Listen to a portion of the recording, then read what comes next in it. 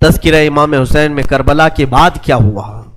جب سارے شہید ہو گئے، ان کی لاشوں پر گھوڑے دوڑائے گئے، تو جو لوگ قریب آبادیوں کے لوگ تھے وہ آئے، ان لاشوں کو سمیٹا، کتنوں کو تو انہوں نے دفن کیا اور مولا حسین کو دفن کیا۔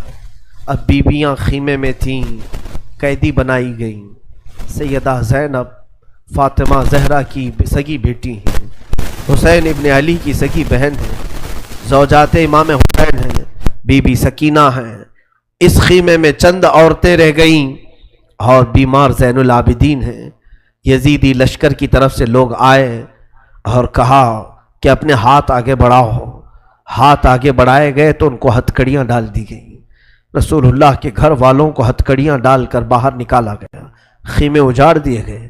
بعض روایات یہ بتاتی ہیں کہ خیموں میں آگ لگا دی گئی۔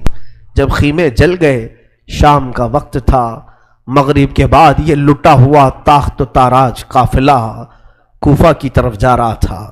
کربلا سے اب یہ کوفہ جا رہے تھے، لیکن ظالموں نے جتنے شہید ہوئے تھے ان کے سر سنبھال کر رکھے تھے۔ امام حسین ابن علی کا سر لے لیا، عباس علمبردار کا سر لے لیا اور علی اکبر امام قاسم کے سر کاٹ کر لے لیے۔ سارے سروں کو انہوں نے، اس لیے کہ اس وقت ثبوت پیش کرنے کے لیے سر دکھانے پڑتے تھے کہ ہم نے ان کا قتل کیا ہے۔ اب سروں کو انہوں نے نیزوں میں ڈال دیا اور سروں کو لے کر نیزوں سے چلنے لگے۔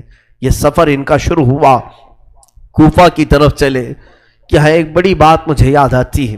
مولا حسین کی ایک کنیز تھی جس کا نام بی بی شیرین بتایا گیا ہے۔ وہ سیدہ فاطمہ تو زہرا رضی اللہ تعالیٰ عنہ کی بھی خدمت کر چکی ہیں۔ بی بی شیرین، اس کو حضرت امام حسین نے آزاد کر دیا تھا۔ وہ کہتی تھی کہ میں آزاد نہیں ہونا چاہتی ہوں۔ کہا تھا کہ تو بڑھاپے کو پہنچ چکی ہے، تجھے ہم نے آزاد کر دیا۔ اور اس کے بعد مولا حسین نے جب یہ مدینہ طیبہ میں تھے، بی بی شیرین کو کہا تھا کہ تو آزاد ہے، جا۔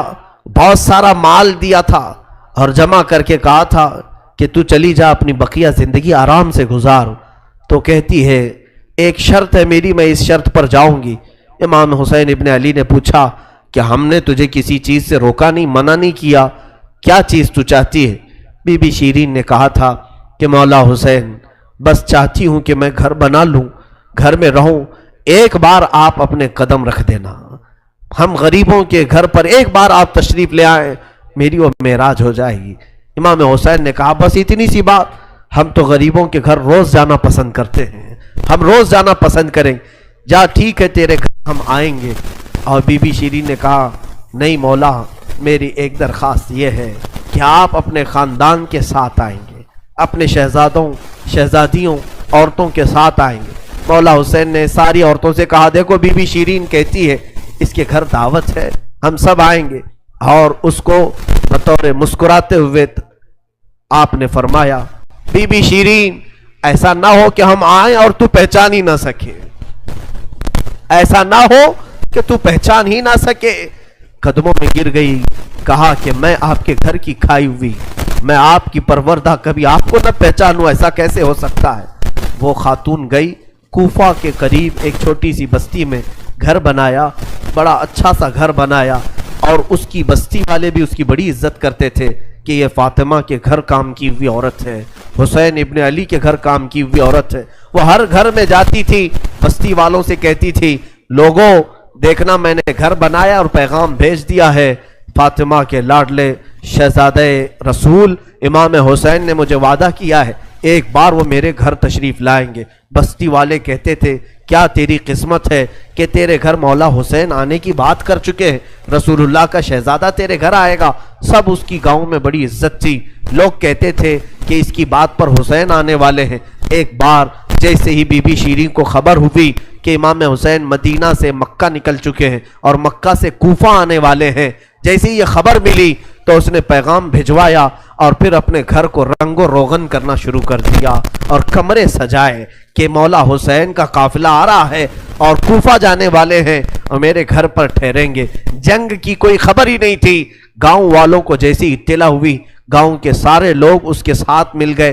پورے گاؤں میں سارے لوگ گھروں کی تیاریاں کر رہے تھے اور سب لوگ روز انتظار کرتے. بی بی شیریں پہاڑ کے ایک چوٹی پر صبح سے شام تک بیٹھتی, ہر آنے جانے والے قافلے والے کو دیکھتی, جو مکہ سے کوفہ کے لیے آ رہا ہے جا رہا ہے دیکھتی, انتظار کرتی. اس میں امام حسین اپنے گھر والوں کے ساتھ آنے والے نہیں آئے. کئی دن گزر گئے اور اسی زمانے میں ایک رات ایسی آئی کہ اس کے گھر ایک عورت آئی. کہا بی بی شیریں اٹھو جلدی. کہا کیا؟ کہ حاکم بصرہ ابن زیاد کا لشکر بہت بڑا لشکر ہے اور وہ لشکر باہر آیا ہوا ہے, تیرا بڑا گھر ہے, وہ چاہتے ہیں کہ آج کی رات تیرے گھر میں گزارے. کہا کون لوگ ہیں, کیوں آئے ہیں؟ کہا سنا ہے کہ ایک باغی نے بغاوت کی تھی اور اس کا سر کچل دیا گیا, اسے مار کر کے اس کا سر لایا گیا ہے اور اسی کو دمشق امیر المومنین یزید کے پاس لے جایا جا رہا ہے. بی بی شیریں نے کہا پتہ نہیں کون سا باغی تھا, کس نے بغاوت کی تھی, کس سے جنگ ہوئی تھی, خبر نہیں ہے. بہرحال اگر حاکم کا قافلہ گھر کے دروازے پر کھڑا ہے تو میں دروازہ کھول دیتی ہوں. دروازہ اس نے کھولا. بہت سارے رات کا وقت ہے, شہزادوں کے سر نیزوں پر لٹکے ہوئے ہیں. حسین ابن علی کا چہرہ دھول میں اٹا ہوا تھا, زلفیں چہرے پر آئی ہوئی تھیں, بیبیاں سب باندی بنا کر لائی گئی تھیں اور سب جکڑی ہوئی تھیں, چہرے ان کے بالوں سے ڈھاکے ہوئے تھے. اس خاتون نے دیکھا اور کہا ہائے ہائے افسوس, قیدی آئے ہیں میرے گھر. مولا حسین کہتے تھے قیدیوں کے ساتھ اچھا سلوک کیا جائے, قیدیوں کے ساتھ اچھا سلوک کیا جائے. اس نے اپنے گھر میں اندر داخل کیا, جو حاکم جو اس کے سپہ سالار تھے ان سب کو اندر بلایا, رات گزارنے کا مقام دیا, جگہ دیا, اور یہ بیویوں کو صحن کے باہر ہی چھوڑ دیا گیا, ان کو اندر نہیں لایا گیا. اور اس خاتون نے کہا ان قیدیوں کو بھی تو لاؤ, میرا گھر کافی بڑا ہے, میں اندر سلا لوں گی. اسے اب تک یہ خبر نہیں تھی یہ لٹا ہوا قافلہ ہے کس کا, آخر یہ لٹا ہوا قافلہ کس کا آیا ہے. رات کے وقت اس نے کھانا بنایا, سارے فوجیوں نے کھانا کھا لیا. تو بی بی سے کہا ان قیدیوں کو کھانا مت دینا, وہ کھانے کے مستحق نہیں ہیں. اس نے چلا کر کے کہا دیکھو ہمارا دستور یہ ہے کہ میں فاطمہ کے گھر کام کر چکی ہوں, وہاں فاقے تو رکھتے تھے لوگ, گھر میں فاقہ تو ہوتا تھا, لیکن باہر آنے والے مہمان کو بھوکا نہیں رکھا جاتا, وہ چاہے قیدی ہوں باغی ہوں جس طرح کے ہوں, مجھ سے جو بن سکے گا میں کھلاؤں گی. اس نے کھانے بنائے اور اس کے بعد لے کر کے آئی, اور اس کے بعد کھانا جب سیدہ بی بی زینب کے پاس رکھا تو بی بی زینب نے اپنے دونوں ہاتھ دکھائے جو پیچھے بندھے ہوئے تھے. اس خاتون نے بی بی شیریں نے کھولا اور ان کے بالوں سے چہرہ ڈھکا ہوا تھا, اور اس نے کھانا پروسا کہ کھا لو بیبیوں کھا لو. تو بی بی زینب نے پکار کر کے اپنے بھائی کا نام لیا, یا حسین ابن علی. تو بی بی شیریں چونک اٹھی, یہ نام تو کیوں لے رہی ہے, یہ نام تو میرے آقا کا ہے جس کی میں باندھی تھی, میں خدمت گزار تھی, یہ نام تو کیوں لے رہی ہے.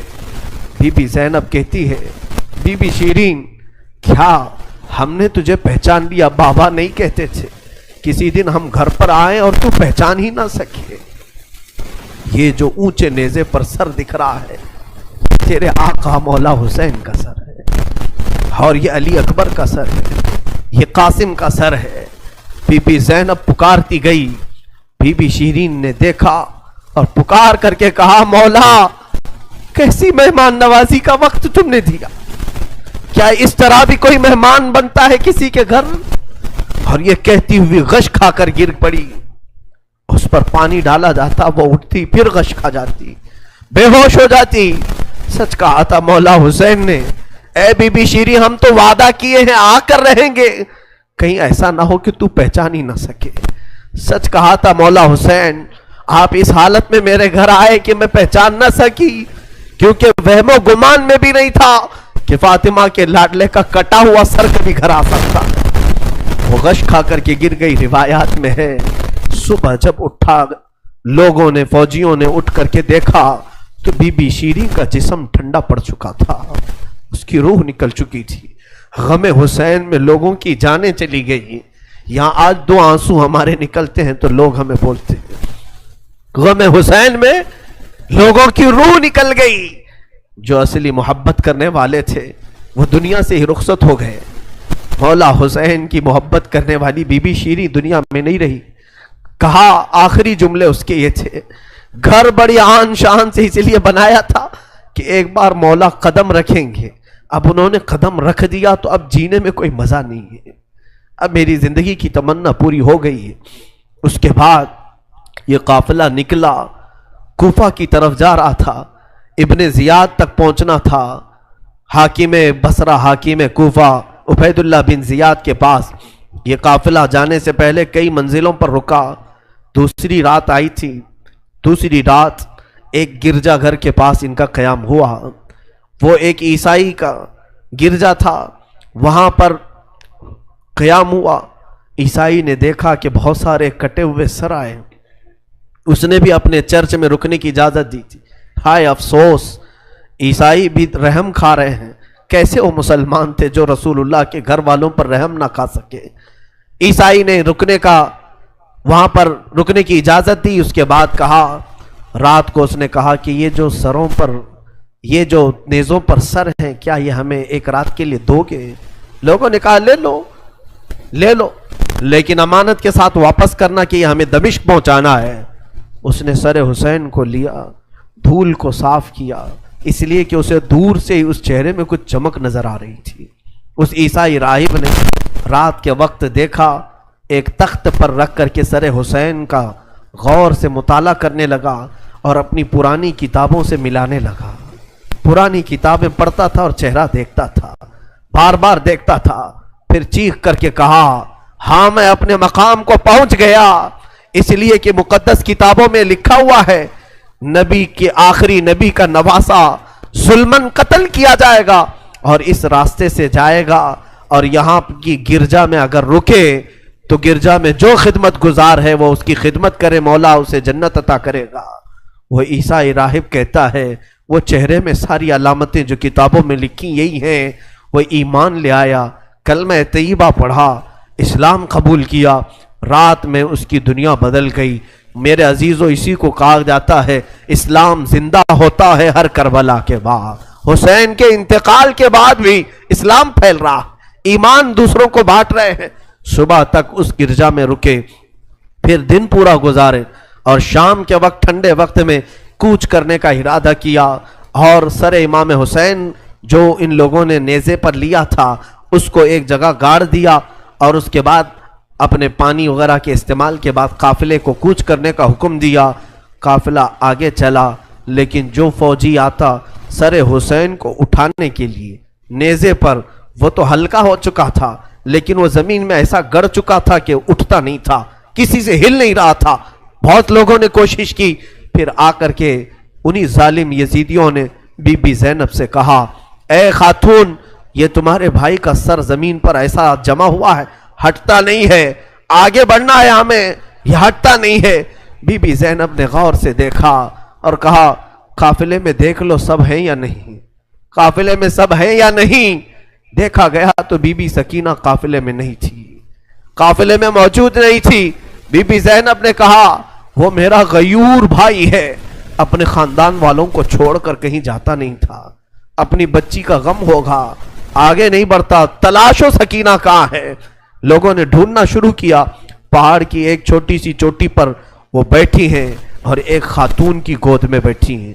کوئی ایک خاتون ہے، اسے سہلا رہی ہے، تھپکیاں دے رہی ہیں. بی بی سکینہ 9 سال کی عمر میں ایک بڑی معزز خاتون کی گود میں ہچکیاں لے لے کر رو رہی ہیں اور کچھ باتیں کر رہی ہیں. بی بی زینب نے دور سے دیکھا، خاندان کی کچھ عورتیں اور آئیں، پکارا، سکینہ جانے کا وقت ہو گیا، تم یہاں کیا کر رہی ہو؟ دوڑ کر کے جیسی سکینہ کے قریب آئے تو دیکھا نہ وہاں عورت تھی نہ کوئی خاتون تھی.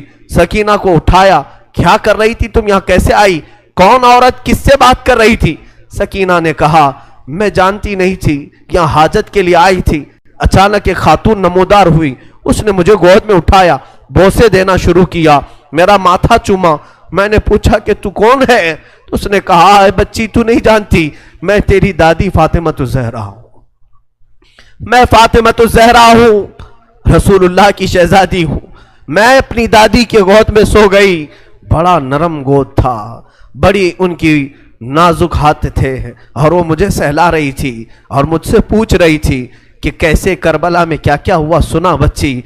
मैं अली असगर की शहादत दादी को सुना रही थी, अली अकबर कैसे कत्ल हुए दादी को सुना रही थी। उनके आंसू बहते थे और मेरे जिस्म पर गिरते थे और मैंने करबला की सारी दास्तान अम्मा फातिमा को सुना रही थी। सैयदा ज़ैनब की चीख निकल पड़ी कि माँ फातिमा अब भी बेकरार है। इसलिए कि हज़रत इमाम मुस्लिम फरमाते हैं, एक बड़े बुजुर्ग हैं, ताबई हैं, कहते हैं मैंने ख्वाब में देखा एक बूढ़ी खातून को, करबला का ये मंजर जो था 10वीं मुहर्रम को हुआ, 9 मुहर्रम को ख्वाब देखें या आशूरा की रात को उन्होंने ख्वाब देखा। कहते एक बूढ़ी औरत है, बड़ी उम्र वाली औरत है, जुब्बा उसके सर पर पड़ा हुआ है, झाड़ू लेकर मैदान झाड़ रही है, पूरा मैदान झाड़ा। तो ये इमाम मुस्लिम फरमाते हैं मैंने दूर से पुकार करके कहा बीबी कौन हो आप, ये मैदान क्यों झाड़ रही हो। उन्होंने पलटे बगैर कहा ऐ शख्स मैं रसूलुल्लाह की बेटी फातिमतु ज़हरा हूँ, ये मैदान करबला है, मैं यहाँ झाड़ रही हूँ इसलिए कि कल मेरा लाडला यहाँ गिरने वाला है, कहीं कोई नोकीली कंकर उसके जिस्म में न चुभ जाए। मुझे दर्द होगा अगर हुसैन को कोई ज़मीन की कंकरियाँ चुभें, मैं साफ तो कर लूँ। फातिमतु ज़हरा का गम हम नहीं जान सकते मेरे अजीज, एहसास नहीं कर सकोगे। गम की दास्तानें बड़ी हैं, बहुत हैं, वाक़यात सुनाने के लिए मेरे पास वक्त नहीं है, मैं समेटता हूँ। अजीज़ा ने गिरामी, ये ताख्त व ताराज काफिला, ये असीरान अहले बैत कूफा पहुँचे इब्ने ज़ियाद के महल में। इब्ने ज़ियाद ने देखा हुसैन इब्ने अली को ताने मारने लगा, कहा कि तुमने बड़ा गलत किया, तुमने यजीद के खिलाफ खुरूज किया, बगावत किया और उसके बाद बहुत सारी बेहुरमती करने के बाद इस काफिले को उसने दमिश्क रवाना किया। दमिश्क मुल्क शाम की राजधानी, आज भी मुल्क शाम में जिसको इंग्लिश में दमस्कस कहा जाता है, दिमश्क है वो असल।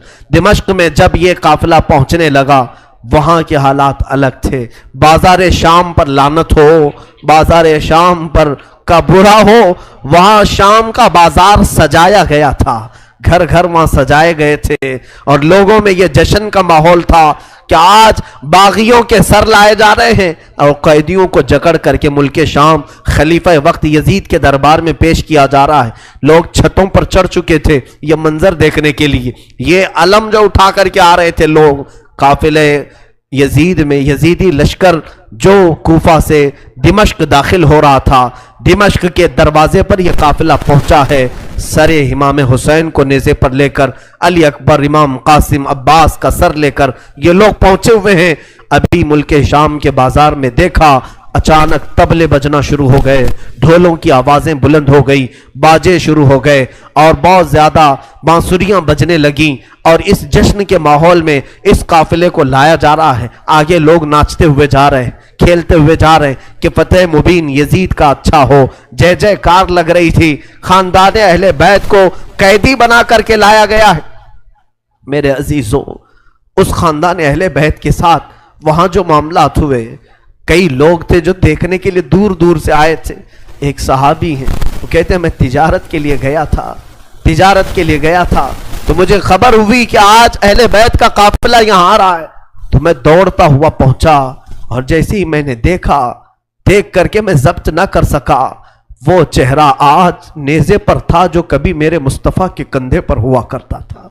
वो सहाबी कहते हैं उनके लबों पर मेरे आका अपने होंठ रखा करते थे, उनकी गर्दन को सूंघा करते थे।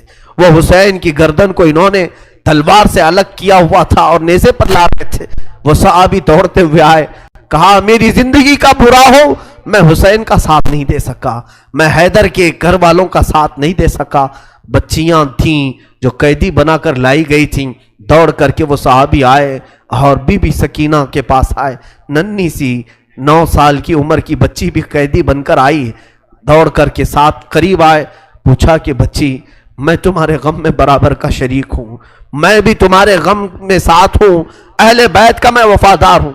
उन्होंने तवज्जो नहीं की, इसलिए कि बीबी सकीना कहती हैं हम तो दुनिया से मायूस हो चुके थे, हमने कटने के वक्त किसी को आते हुए नहीं देखा, अब तमाशा देखने के लिए बहुत सारे लोग आते हैं, तवज्जो नहीं की। उस सहाबी रसूल ने आगे बढ़कर कहा کہ اے سکینہ میں تجھے جانتا ہوں، تو حسین کی بیٹی ہے، تو فاطمہ کی لاڈلی ہے، تو شیر خدا کے گھر کی شہزادی، بتا کوئی حاجت ہو، کچھ کھانا پانی کوئی چیز۔ اللہ اللہ، یہ بھوکے اور پیاسوں نے کبھی کھانا کسی سے نہیں مانگا۔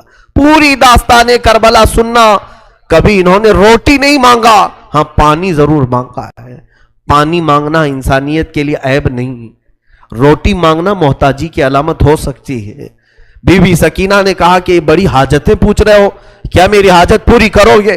کہا بتاؤ بچی، میں اپنی طرف سے جو ہو سکے کروں گا، میرے پاس پیسے ہیں، مال ہے، میں اس سے جو چاہے کروں گا۔ بی بی سکینہ نے صرف ایک درخواست کی کہ میرے نانا کے صحابی، بس اتنا کام کر لو کہ یہ جو اونچے نیزے پر میرے بابا کا سر ہے، حسین ابن علی کا، اس سر کو تھوڑا آگے بڑھا دو، یہ جو جلوس میں جا رہا ہے آگے بڑھا دو۔ ہمارے گھر کی بچیاں غور سے سنیں، میرے گھر کی عورتیں کان کھول کر کے سنو، 9 سال کی بچی کیا خواہش ظاہر کر رہی ہے۔ کہا اگر وہ نہیں بڑھتے ہیں تو انہیں پیسے دے، وہ انعام دے کر آگے بڑھاؤ۔ اس صحابی نے پوچھا کہ اس سر کو تمہارے قریب رہنا اچھا ہے، تمہارے قریب رہنا اچھا ہے، آگے کیوں بڑھانا چاہتی ہو؟ بی بی سکینہ نے کہا اس لیے کہ لوگوں کا جلوس بابا سر کو دیکھنے کے لیے آ رہا ہے، اور سارے دیکھنے قیدی بنا کر کے لائے گئے تھے۔ بیمار زین العابدین حسین ابن علی رضی اللہ تعالیٰ عنہ کے شہزادے، وہ قیدی بنا کر لائے گئے تھے۔ ایک صحابی وہاں پر حاضر ہوئے، کہا کہ کوئی حاجت ہو تو بیان فرمائیں، ہم آپ کے غم میں شریک ہیں۔ حضرت امام زین العابدین نے کوئی توجہ نہیں کی، یہاں تک کہ ایک سپاہی یزید کا ایسا تھا جو تھیلا بھر کر کے پتھر لے کر چل رہا تھا، تھیلا بھر کر پتھر لے کر چل رہا تھا، اور وہ باہر کھڑے ہوئے لوگوں میں پتھر بانٹتا تھا کہ کچھ پتھر تم لوگ برسا ہو۔ ملک شام میں جانے کے وقت کچھ لوگ وہاں صدقے کی کھجوریں پھینک رہے تھے اس اہل بیت کے گھرانے پر، اور کچھ لوگ پتھر برسا رہے تھے۔ یزید کے یہ مخالف لوگ ہیں، باغی لوگ ہیں، ان کے دلوں میں یزید کی محبت تھی، بنو امیہ کے وفادار لوگ تھے۔ اس قافلے پر کچھ لوگوں نے پتھر برسائے، وہ قافلہ اب اور کتنے زخم اٹھاتا، اب ان کو چھوڑا کیا تھا، لوگوں نے سارے زخم تو دے دیے تھے۔ امام زین العابدین نے اس صحابی سے کہا کہ دیکھو یہ پتھر برسا رہے ہم پر۔ وہ صحابی نے تلوار کھینچ لی اور اس کو قتل کرنے کا ارادہ کیا، آپ نے منع کیا، رک جاؤ رک جاؤ، اس لیے کہ بہت سارے قتل میں نے اپنے بابا کے دیکھے، اور وہاں کوئی بھی اپنی تلوار لے کر ہمارے مدد کے لیے نہیں آ سکا۔ امام زین العابدین کا یہ لٹا ہوا قافلہ یزید کے دربار میں لایا گیا، اور سر امام حسین کو ایک تشت میں رکھ کر پیش کیا گیا۔ یزید اپنے ہاتھ میں چھڑی لے کر مولا حسین کے لبوں پر مارتا تھا اور کہتا تھا حسین تمہاری جوانی ختم ہو گئی، کاش تم میری بیعت کر لیتے تو تم زندگی سے ہاتھ نہیں دھوتے، اور کبھی میں نہیں چاہتا کہ تمہارا قتل ہو جائے۔ اس نے جھوٹے الفاظ میں لوگوں کو اس طرح ورغلایا۔ سیدہ زینب نے وہاں پر ایک جرأت مندانہ خطبہ دیا تھا، مولا حسین کی سگی بہن یزید کے دربار میں خطبہ دی تھی، اور اس کے بعد پھر یہ اسیران اہل بیت کو یہاں ملک شام میں چند دن ٹھہرایا گیا اور آزاد کیا گیا، مدینہ طیبہ کے لیے رخصت کرنے کا حکم ہوا۔ یہ لٹا ہوا قافلہ مدینہ آیا۔ اللہ اللہ، مدینے کو جب یہ لوگ پہنچے، اہل مدینہ کہتے ہم کو وہ شہادت کی خبر پہلے سے مل گئی تھی، کربلا میں مولا حسین کا قتل ہو چکا ہے، خاندان اہل بیت کے ساتھ برا سلوک ہوا ہے۔ پورا مدینہ سرحد پر آ کر کھڑا ہو گیا تھا، مدینے کے باہر انتظار میں۔ وہاں ننھی سی سغرا بھی تھی، مولا حسین کے کچھ گھر والے بھی تھے، وہ انتظار میں تھے۔ جیسے ہی لوگ مدینہ طیبہ میں داخل ہونے لگے، بیویوں کو دیکھ کر مدینے والے چیخ پڑے، سارے مدینے والے زاروں قطار رونے لگے۔ سیدھا یہ قافلہ آیا بارگاہ رسول میں، مصطفیٰ صلی اللہ علیہ وسلم کی قبر انور کے پاس پہنچ گیا، اور پھر بی بی زینب وہاں کھڑے ہو کر شروع سے لے کر اخیر تک کی داستان میرے آقا کو سنانے لگی۔ یا رسول اللہ، آپ کا دوش پر سوار ہونے والا شہزادہ، آپ کا محبوب نظر حسین بڑے زخموں سے چور چور تھا۔ یا رسول اللہ، وہ کربلا میں لاشیں اٹھاتا رہا، پیاسا رہا، بھوکا رہا۔ مدینے کے لوگ کہتے ہیں پورا مدینہ صرف زندگی میں 2 مرتبہ سب سے زیادہ رویا ہے. ایک اس وقت جب میرے آقا کی وفات ہوئی تھی، دوسرا اس وقت جب اہل بیت کا قافلہ مدینے میں لٹ کر داخل ہوا تھا. سارے غموں سے نڈھال تھے، ہر کوئی پریشان حال تھا.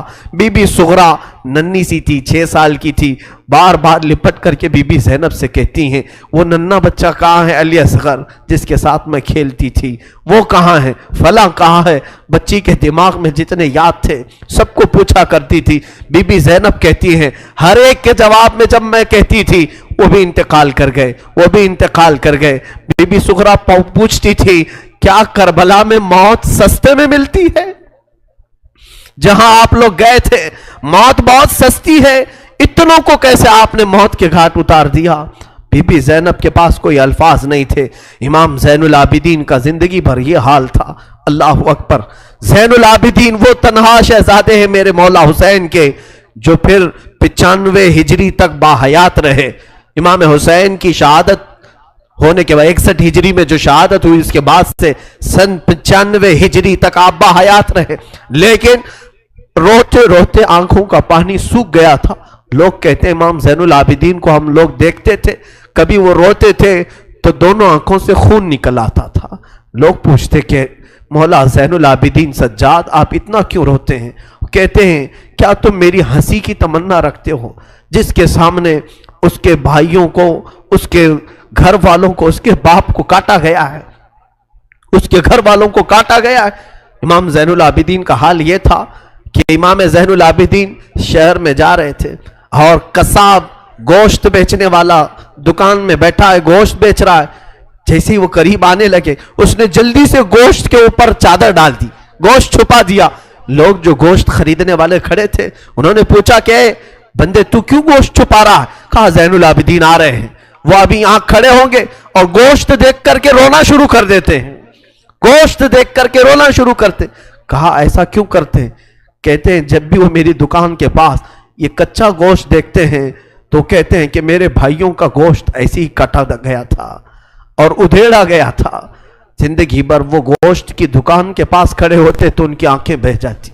اور اس کے بعد ایک روایت یہ بھی ملتی ہے کہ قربانی کے دن تھے، مولا زین العابدین ایک جگہ سے گزر رہے ہیں، ایک قصائی بکرے کو لٹایا ہے اور جلدی سے اس پر چھری چلائی جا رہی تھی. امام زین العابدین دور سے کھڑے ہو گئے. کہا اے قصائی تو نے بکرے کو لٹایا، پانی پلایا کہ نہیں پلایا؟ وہ کھڑا ہوا. کہا اے امام زین العابدین ہم مسلمان ہیں، جانوروں کو کاٹتے ہیں تو پہلے پانی پلا کے کاٹتے ہیں. امام زین العابدین نے کربلا کی طرف منہ کیا. کہا مولا حسین مسلمان جانوروں کو پانی پلا کے کاٹتے ہیں، جانوروں کو پانی پلا کے کاٹتے ہیں، مگر اہل بیت کے کسی شہزادے کو ایک گھونٹ بھی پانی نہیں پلایا گیا اور انہیں ویسی پیاسا شہید کیا گیا ہے، پیاسا کاٹا گیا ہے. امام زین العابدین کی پوری زندگی ایک ایک چیز کو دیکھتے تو رونے لگ جاتے تھے کہ کربلا میں یہ چیز نہیں تھی، یہ چیز نہیں تھی. ایک وقت ایسا بھی آیا، کوفہ کا گورنر ابن زیاد، یہ اب اس کے برے دن شروع ہو چکے تھے. میں پھر دوسری تقریر میں عرض کروں گا، ظہر کی اذان انشاءاللہ تقریر کے بعد ہوگی. آج سارا مجمع یہاں پر ہے اور انشاءاللہ بغیر نماز پڑھے ہم تو یہاں سے جائیں گے نہیں. اور اذان لوگوں کو جمع کرنے کے لیے ہوتی ہے، جو آلریڈی جمع ہے پھر انہیں کیا جمع کیا جائے. اذان تو ہم دیں گے انشاءاللہ، صبر کریں. یہ وقت شہادت کا ہے، یہ وقت کربلا کی یاد کا ہے. مولا حسین کے یہ شہزادے امام زین العابدین رضی اللہ تعالیٰ، زندگی بھر آپ کے حالات یہ تھے کہ کبھی کچا گوشت دیکھیں تو رو پڑے، کسی جانور کو ذبح ہوتے دیکھیں تو رو پڑے. ایک بار امیر کوفہ ابن زیاد، اب امیر مختار نام کا ایک شخص جو بدلہ لینے کے لیے بعد میں اٹھ کھڑا ہوا. بعد میں کوفہ میں ایک ایسا شخص ظاہر ہوا جس کا نام مختار ثقفی تھا.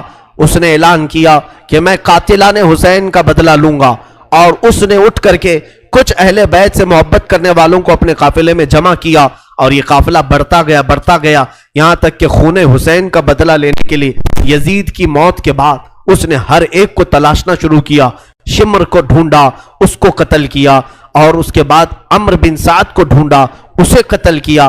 عبید اللہ بن زیاد جو کوفہ کا حاکم تھا، جو جڑ تھا اس فساد کا، اسے ڈھونڈا، اور اس کے بعد 22,000 کا جو لشکر تھا اس میں سے کسی ایک کو بھی اس نے زندہ نہیں چھوڑا، ایک کو بھی نہیں، جتنے وہاں شریک تھے سب کو قتل کیا، سب کو قتل کیا۔ اور 22,000 کو قتل کرنے کے بعد مختار ثقفی نے یہ اعلان کیا، ابھی میں نے حسین کی ایک انگلی کا بھی بدلہ نہیں لیا، میں حسین ابن علی کی ایک انگلی کا بھی بدلہ نہیں لیا۔ یزید خائب و خاسر ہو کر مر گیا، اور یزید کی سب سے بڑی ذلت تو یہ ہے، یزید کے بعد اس کا بیٹا معاویہ تخت پر بیٹھا، پہلے دن خلیفہ بنا کر اسے بٹھایا گیا، اس کے بعد 6 مہینے تک وہ گھر سے باہر ہی نہیں آیا، 6 مہینے کے بعد سیدھے لاش باہر آئی بیٹے کی، وہ 6 مہینے کبھی تخت پر نہیں بیٹھا یزید کے۔ لوگ کہتے تھے کہ معاویہ آپ یزید کے جانشین ہیں، وہ نیک شہزادہ تھا۔ دیکھیں اللہ کی مصلحت کیسی، صحابی کے پیٹ میں یزید پیدا ہوا، یزید کے پیٹ میں معاویہ، پھر اچھا شہزادہ پیدا ہوا، نیک تھا۔ اس نے کہا، لوگ جب کہتے تخت پر بیٹھ جائیے تو اس نے اس تخت کی طرف دیکھ کر کے تھوک دیا اور کہا اس تخت پر بیٹھوں جس پر شہزادہ رسول کا خون لگا ہوا ہے، اس تخت پر بیٹھوں جو تخت حسین ابن علی کے گھر والوں سے رنگا ہوا ہے، کبھی اس تخت پر نہیں بیٹھا۔ اس کی یزید کی سب سے بڑی ذلت تو اسی پہ ہے کہ اس کا خود کا بیٹا اس کے تخت پر تھوک دیا، نہیں بیٹھ سکا۔ لیکن حسین کا چرچا آج بھی ہے، حسین کے شہزادے گلی کوچوں میں ہر جگہ ہے، سادات کی خوشبو تم محسوس کرو گے آج بھی۔ حسین ابن علی کے یہ صاحبزادے زین العابدین جہاں پر رہ رہے تھے خیمے میں، تو ایک مرتبہ ایسا ہوا کہ ابن زیاد جان بچاتا ہوا بھاگتا ہوا نکل آیا، کیونکہ مختار ثقفی اس کے پیچھے لگ گیا تھا، اپنے سواریوں کو دوڑا دیا تھا اس کے پیچھے کہ عبید اللہ بن زیاد جہاں بھی ملے اسے پکڑ کر کے لاؤ، اسے پکڑ کر کے لاؤ۔ تو سب اس کے پیچھے لگ گئے۔ مختار ثقفی کے ڈر سے عبید اللہ بن زیاد جان بچاتا ہوا بھاگتا ہوا ایک خیمے میں آیا، وہ خیمہ کسی اور کا نہیں، امام زین العابدین کا تھا۔ وہاں پر پہنچ گیا، آپ قرآن پاک کی تلاوت میں مصروف تھے۔ مختار ثقفی کے ڈر سے آنے والا یہ عبید اللہ بن زیاد ہانپ رہا تھا، کانپ رہا تھا۔ امام زین العابدین نے سر اٹھا کر کے دیکھا، کیا بات ہے؟ کہا پیاس کی شدت ہے، اگر تمہارے پاس پانی ہو تو پلاؤ۔ امام زین العابدین نے فوراً کھٹوری بھری اور پانی دیا، اس نے پانی پیا اور پھر کہا اور پانی ملے گا، انہوں نے اور ایک کھٹوری بھری اور پھر پانی پلایا، اس نے پیا، 3 کھٹوریاں پانی پیا۔ عبید اللہ بن زیاد یہ سوچنے لگا شاید امام زین العابدین نے مجھے پہچانا نہیں ہوگا۔ اس نے کہا آپ مجھے نہیں پہچانے ہوں گے شاید۔ آپ نے چہرہ اٹھایا تو آنکھوں میں خون تھا، آنکھوں میں خون تھا۔ کہا اے ظالم، تجھے نہیں پہچانوں گا؟ تیری وجہ سے میرا پورا گھرانہ لٹ گیا، میرا پورا خاندان تو نے تباہ کیا، بھوکا اور پیاسا کربلا میں تڑپایا، تجھے نہیں پہچانوں گا؟ تو عبید اللہ بن زیاد بدبخت نہیں ہے؟ تو اس نے کہا جب آپ نے پہچانا تو پانی پلا رہے ہو۔ امام زین العابدین نے کہا جو تو نے ہمارے ساتھ سلوک کیا وہ تیری فطرت تھی، اور ہم نے جو سلوک کیا ہے یہ اہل بیت کی فطرت ہے، یہ اہل بیت کی شان ہے، ظالموں کے ساتھ بھی پانی پلانے کا سلوک۔ اسی لیے میرے عزیزو، آج اگر ہمیں کچھ آس ہے، امید ہے، تو رسول کے انہی شہزادوں سے کہ ہماری برائیاں 1000 ہوں گی، لیکن مجھے امید ہے کہ ان حسین ابن علی کے شہزادوں سے اگر قیامت کے دن ایک بار ہم کہہ دیں گے پانی، تو امید ہے کہ یہ اپنے نانا کے حوض کوثر سے ہمیں پانی ضرور پلائیں گے۔ تذکرہ کرو حسین کا، تذکرہ کرو اہل بیت کا اور علی کے شہزادوں کا، یقیناً حوض کوثر پر انہی کا قبضہ ہے۔ میرے آقا صلی اللہ تعالیٰ علیہ وسلم اپنے ہاتھ سے جسے چاہیں گے پانی پلائیں گے۔ ان کے گھر والوں کو ستا کر کے تم پانی قیامت کے دن کس منہ ہوگے، پیاس بجھاؤ گے؟ امام زین العابدین نے اس وقت بھی پانی پلایا۔ میرے عزیزوں، اس کے بعد ایسا نہیں کہ اسلام ختم ہو گیا، امیہ کی خلافت چلتی رہی۔ یزید کے بعد اس کا بیٹا معاویہ کے انتقال کے بعد پھر مروان حاکم بنا، مروان کی حکومت چلی، پھر اس کے بیٹے آئے، تقریباً 90 ہجری تک اور اس کے بعد 105 ہجری تک اسی امیہ خاندان نے خلافت کی باغڈور سنبھالی. اس کے بعد عباسی خلافت کا دور شروع ہوا. جو بنو عباس کہلائے وہ اہل بیت سے محبت کرنے والے تھے. اتنے زمانے تک بھی اہل بیت کے ساتھ برا سلوک ہوتا رہا. امیہ کے پورے جتنے خلفاء آئے انہوں نے اہل بیت کے ساتھ کوئی اچھا سلوک نہیں کیا. امام باقر کے ساتھ، امام جعفر صادق کے ساتھ، امام موسیٰ کاظم کو 12 سال تک قید میں رکھا گیا تھا. ان کو زہر پلایا گیا تھا، کوڑے مارے گئے تھے. یہ اماموں کے ساتھ برا سلوک تقریباً 100 سال تک چلتا رہا. اور ایسا نہیں، رسول کا گھرانہ آج بھی لٹانے پر قربان ہے.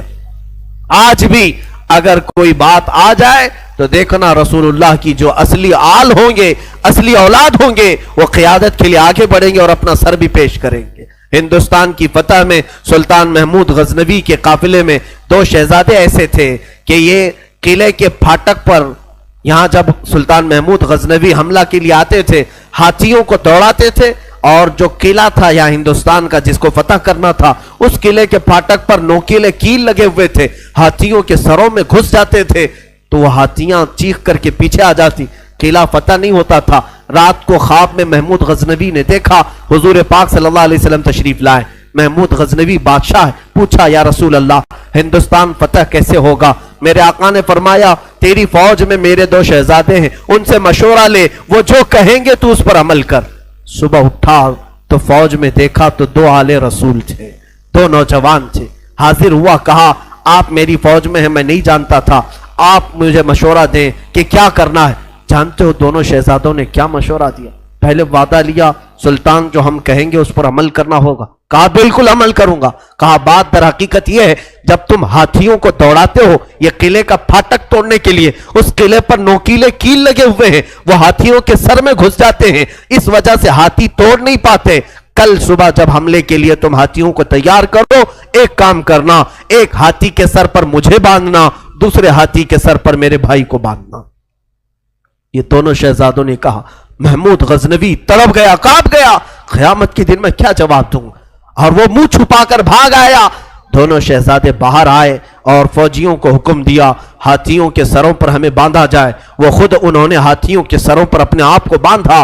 ہاتھی دوڑائے گئے اور ہاتھی دوڑ کر جیسے ہی قلعے کے دروازے پر ٹکر مارا اور وہ نوکیلے کیل انہی شہزادوں کے سینوں میں ایسے پیوست ہو گئے، اتنی تیزی سے چپ گئے کہ دونوں کی لاشیں انہی پھاٹک پر لٹکی رہ گئی اور وہ دروازہ ٹوٹ کر کے گر گیا اور ہندوستان میں اسلام کا پرچم لہرایا گیا تھا. یہاں پر بھی خون آل رسول ہے. میرے عزیزوں، یہ اہل بیت کے دم قدم سے ہم آج اسلام کی بہاریں دیکھ رہے ہیں. یہ سارا صحرا ان قربانیوں کو جاتا ہے. آج ہم نے تذکرہ امام حسین کیا. کچھ ذمہ داریوں کی بات اخیر میں کر جاؤں. آج جتنے بھی جوان یہاں حاضر ہیں میں حسین کا انہیں واسطہ دیتا ہوں، حسین کے لاڈلوں کا واسطہ دیتا ہوں.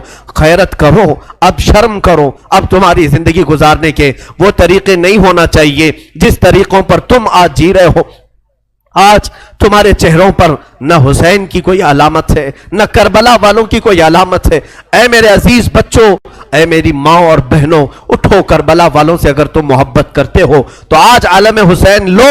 اور علم حسین کا نام مپنجا نہیں بلکہ در حقیقت علم حسین قرآن مجید کا نام ہے. تم اپنے ہاتھوں میں اس مصحف پاک کو اٹھاؤ. کیا تم نہیں دیکھتے سر امام حسین بھی تلاوت کر رہا تھا جب دمشق کے بازار میں حسین کا سر لایا گیا تھا؟ اس وقت بھی لوگوں نے دیکھا نیزے کے اوپر سے امام حسین کے لبوں سے یاسین مبارکہ کی تلاوت کی آواز آ رہی تھی.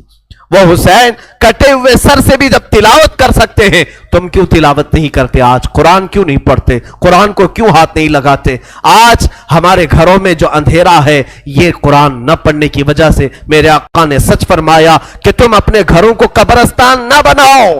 جس گھر میں قرآن نہیں پڑھا جاتا اس گھر کو کہا گیا یہاں میتیں رہتی ہیں، یہاں مردے رہتے ہیں. کتنے گھروں میں قرآن پڑھا جا رہا ہے. مردوں کا گھر بناؤ، بچیوں کو بٹھاؤ، بچوں کو بٹھاؤ، قرآن ان کے ہاتھ میں دو، قرآن کی طرف توجہ کرو. اگر ایک بار پھر پلٹ آئی یہ امت تعلیمات اسلام کی طرف، مجال ہے کہ کوئی تمہاری طرف آنکھ اٹھا کر کے دیکھے. میں یہ چیلنج کے ساتھ کہتا ہوں تمہارے پاس ایمان کی جو دولت ہے پوری دنیا چھان مارو گے، یہ دولت کسی قوم کے پاس نہیں ہے، کسی کے پاس نہیں. تمہارے پاس محبت رسول ہے، تمہارے پاس محبت علی ہے، تمہارے پاس محبت حسین ہے، تمہارے پاس اولیاء کاملین کے کردار ہیں، تمہارے پاس ساری علامت تبرکات ہیں، تم کیوں پیچھے ہو؟ تمہارا پیچھے رہنا تو افسوس کی بات ہے۔ آج لوگ تمہیں بزدل بنا رہے ہیں، آج لوگ تمہارے اوپر خوف کا ماحول طاری کیے ہوئے، ڈر کا ماحول طاری کیے ہوئے۔ شاید یا تم نے دیکھا بھی ہوگا، ہزاروں تقریریں ہیں، میں اپنی تعریف کے لیے نہیں کہہ رہا ہوں، ہزاروں خطبہ ہیں، چند ہی بولتے ہوں گے لوگ، اس لیے کہ خطبہ واعظین مقررین کی زبانوں کو بھی بند کرنے کی کوشش کر رہے ہیں۔ کتنے تو مجھے بولتے ہیں یوں نہ بولو مولانا، بہت جلدی گرفتار ہو جاؤ گے، بہت جلدی جیل میں چلے جاؤ گے، حکومت کی تمہارے اوپر نظر ہے، ڈپارٹمنٹ میں تمہارے ریکارڈ ہیں، بہت ساری باتیں ہیں۔ میرے عزیزوں، ایک طرف میرے پاس یہ امت مصطفیٰ بھولی بھٹکی ہوئی قوم ہے، ایک طرف میرے آقا کی قرآن عظیم ہے اور حسین اعظم کے کربلا کے واقعات ہیں۔ مجھے بتاؤ، کیا حسین ابن علی کا سامنا قیامت کے دن نہیں کرنا ہوگا؟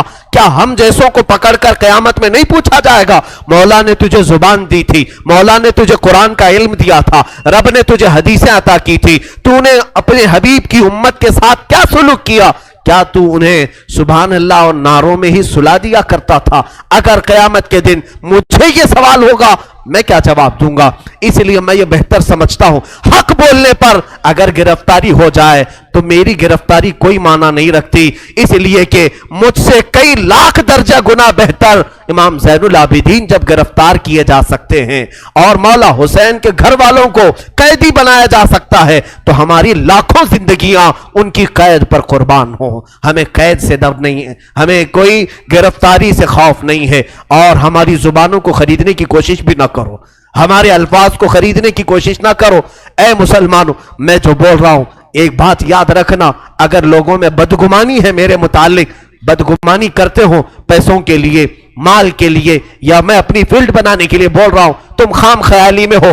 انشاءاللہ میں کس مقصد سے بول رہا تھا اور تم کس مقصد سے سن رہے تھے، آج میں صفائی نہیں دوں گا، کل بروز قیامت رسول اللہ کے سامنے فیصلہ ہو جائے گا، قیامت کے دن فیصلہ ہو جائے گا انشاءاللہ۔ میرا وجدان یہ کہتا ہے میں کہاں کھڑا رہوں گا اور تم کہاں کھڑے رہو گے، یہ قیامت کے دن ہی پتا چلے گا، قیامت کے دن پتا چلے گا۔ اگر میری بات آج آپ تک پہنچتی ہے تو عمل کی طرف آؤ، ہیلے بہانے نہ کرو۔ مجھے مارنا ہے مار لو، مجھے کوسنا ہے کوس لو، دو چار گالیاں مجھے دے لو اگر دل ٹھنڈا ہوتا ہے۔ میرے اخلاق برے ہیں، میرے اعمال برے ہیں، ہو سکتا ہے میں نکما ہوں، ہو سکتا ہے میں کم علم ہوں، ساری باتیں مجھے منظور ہیں، لیکن جس چیز کی طرف میں تمہیں دعوت دے رہا ہوں وہ دعوت کو ہلکا مت سمجھو، اس بیان کو ہلکا نہ سمجھو۔ میں تو تمہیں محبت رسول کی طرف بلا رہا ہوں، میں تمہیں مولا حسین کے کردار کی طرف بلا رہا ہوں، اسے تو نہ کوسو۔ میں کمتر ضرور ہوں لیکن جس کی دعوت دے رہا ہوں وہ دعوت کمتر نہیں ہے، وہ دعوت ہلکی نہیں ہے۔ آؤ، میں ہزاروں نوجوانوں کی آج زندگیوں کو دیکھ رہا ہوں، تمہارے ہاتھوں میں آج دنیا نے کیا پکڑایا ہے؟ گندے نغمے، گندے موبائل کی فحش تصویریں، تم اسی کو دیکھ کر رات گزار رہے ہو، اسی سے صبح کر رہے ہو، تمہارے کان نغمے سن کر سوتے ہیں اور گانوں کی دھن پر صبح کرتے ہو۔ یہی اخلاق کل قیامت میں مولا حسین کے سامنے تم کھڑے ہوں گے، حشر کے دن تمہیں رسول اللہ کے سامنے کھڑا ہونا ہے، ان کے بچوں کے ہاتھ میں۔ ارے 11 سال کا بچہ جب تلوار اٹھایا تھا، تم اپنا موبائل اٹھا کر کے اس کو دکھاؤ گے؟ میں نے جوانی میں موبائل اٹھایا ہے، انہوں نے تلواریں اٹھائی تھی، کس لیے؟ امت مصطفیٰ کی حمایت کے لیے، شریعت طاہرہ کی حفاظت کے لیے۔ اس لیے میرا آخری یہ میسج ہے کہ اٹھو وگرنہ حشر نہ ہوگا پھر کبھی، دوڑو کہ زمانہ چال اپنی چل گیا، قوت عشق سے ہر پست کو بالا کر دو، دہر میں نام محمد سے اجالا کر دو، کی محمد سے وفا تو نے تو ہم تیرے ہیں، یہ جہاں چیز ہے کیا لوح و قلم تیرے ہیں۔ اقبال نے سچ کہا تھا، نہیں تیرا نشیمن قصر سلطانی کے گنبد پر، تو شاہین ہے بسیرا کر پہاڑوں کی چٹانوں پر۔ آج تم جہاں جی رہے ہو یہ تمہارا مقام نہیں، یہ تمہاری جگہ نہیں۔ اور عورتوں سے، بچیوں سے گزارش ہے، ارے اس ننھی سکینہ کو دیکھو جس نے قیدی حالت میں بھی اپنے پردے کی فکر کی ہے، اپنے دوپٹے کا خیال کیا ہے۔ تمہیں آج ساری آسائشیں، ساری نعمتیں ملی ہیں اور بازار میں مٹک مٹک کر کے چلنا، لوگوں کو اپنی زینت کی طرف دعوت دینا، اپنے جسموں کو آشکار کرنا، کیا یہ سکینہ کے اخلاق ہو سکتے؟ فاطمہ کے گھر کے اخلاق ہو سکتے؟ بچیاں توبہ کرو، تمہارا جسم شیطان آوارہ کرنا چاہتا ہے۔ تم نے اگر اپنے جسم کی نمائش کی لوگوں کی توجہ اور ان کی آنکھیں اپنی طرف مبذول کرنے کے لیے، قسم رب ذوالجلال کی تمہارے جسم کی چمڑیاں فرشتے اس طرح سے چھیلیں گے، اس طرح سے کہ حدیث پاک میں ملتا ہے 1 گھنٹے میں 70 بار چمڑی بدلی جائے گی۔ 1 گھنٹے میں 70 بار۔ ذرا بلیڈ سے چمڑی نکال کر کے دیکھنا، پتہ چلے گا چمڑی ادھیڑنے کی سزا کیا ہوتی۔ اگر تم نے اپنے عورتوں کی حفاظت نہیں کی، اپنے سطر کی حفاظت نہیں کی، بڑی سزا میں گرفتار ہو جاؤ گے، بہت بھیانک عذاب میں گرفتار ہو جاؤ گے۔ قیامت کے منظر کو اب چندہ ضرورت نہیں کہ میں اپنی بات کو طویل کروں، میں صرف میسج یہی دینا چاہتا تھا، آج قرآن کو پھر سے عام کرو، آج عہد کر کے اٹھو کہ شریعت مصطفیٰ کو پھر سے ہم قائم کر کے دکھائیں گے۔ اذانیں ہوں گی تو اپنے کاموں میں نہیں، ہم مسجدوں میں سر جھکانے کے لیے آئیں گے، اس لیے کہ مولا حسین تلواروں کی جھنکار میں جب سجدہ کر سکتے ہیں تو آج ہمیں نعمتوں میں اللہ کھلا رہا ہے، پلا رہا ہے، سلا رہا ہے، کیوں ہم بستر چھوڑ کر ایک بار مسجد نہیں آ سکتے؟ ہم اپنی دکان چھوڑ کر مسجد نہیں آ سکتے؟ ہم اپنا کام چھوڑ کر مسجد نہیں آ سکتے؟ میرے عزیزو، اگر مسجد نہ ملے، جہاں میسر ہو سجدہ کر لو، جہاں موقع ملے اپنی نماز کمپلیٹ کر لو، اس لیے کہ قیامت کے دن یہ اگر تمہاری کچی رہی تو سارے معاملات میں پھنس جاؤ گے۔ جس کی نمازیں نکل گئی پھر وہ ہر چیز میں نکل جائے گا انشاءاللہ العزیز۔ آخر میں انشاءاللہ العزیز اذان کے بعد میں 2 چند آپ کے سامنے اعلانات پیش کروں گا۔ بارگاہ الہی میں دعا ہے، مولا کریم کہنے سننے سے زیادہ عمل کی توفیق عطا فرمائے۔ اے رب قدیر، آج جو بھی شہادت امام حسین کا تذکرہ ہوا، اے ذوالجلال خدا، ہم سب کی آوازوں کو تو سن رہا ہے، ہمارے آہو بکا کو تو جانتا ہے۔ ہم غم حسین میں آج بیٹھے ہیں تیرے گھر میں، مولا جتنے یہاں حاضر ہیں سب کی حاجتیں پوری فرما دے۔ مولا جتنے سن رہے ہیں، خواتین، بچے، بچیاں دور دراز سے جو اس پروگرام کو سن رہی ہیں، شامل ہیں، مولا ان سب کو بھی ہم دعاؤں میں شامل کرتے ہیں۔ مولا حسین کی برکتیں ان سب کو بھی عطا فرما۔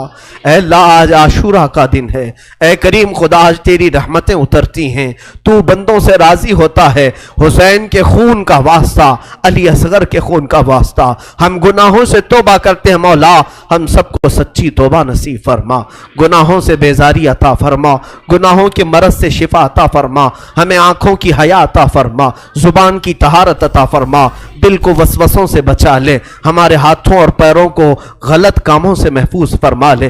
اے کریم خدا، ہماری بچیوں کو بے آبرو ہونے سے بچا لے، ان کے جسموں کو ان کے سطر کی تو حفاظت فرما۔ اے کریم خدا، پورے ہندوستان میں امن و امان عطا فرما، اسلام و سنیت کا بول بالا فرما، کفار و مشرکین کے برے منصوبوں کو خاک میں ملا دے۔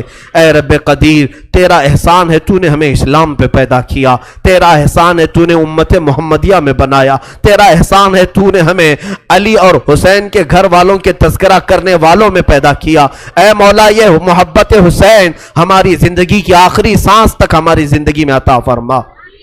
اے رب ذوالجلال، اس مسجد پاک میں بچے، جوان، بوڑھے جتنے حاضر ہیں، جو جس پریشانی میں مبتلا ہے، مولا تو بہتر جانتا ہے، سب کی پریشانیاں دور فرما۔